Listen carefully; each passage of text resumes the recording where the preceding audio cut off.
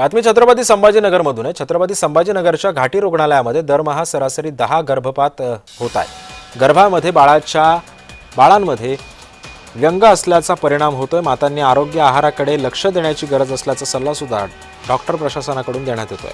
खरं तर आई होणं हा प्रत्येक महिलेच्या आयुष्यातला आनंदाचा क्षण असतो, परंतु अनेक कारणांनी गर्भातील बाळांमध्ये व्यंग निर्माण होत आहे। 1000 जन्मांमागे 25 ते 30 बाळांमध्ये जन्मजात व्यंग आढळते। त्यामुळे अनेक पालक आणि माता चिंतेमध्ये सापडलेल्या आहेत। अशा शिशूंची जन्म होऊन न देता त्यांचा गर्भपात केला जातोय आणि याच घटनांमध्ये दिवसागणिक वाढ होत असल्याचं चित्र आहे।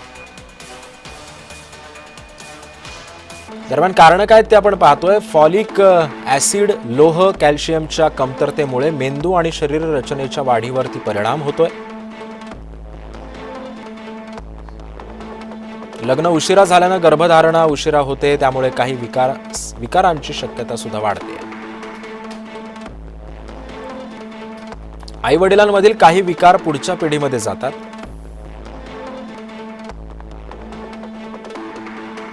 गर्भावस्थेमध्ये काही औषधं किंवा रसायनांचा संपर्क धोकादायक ठरतोय।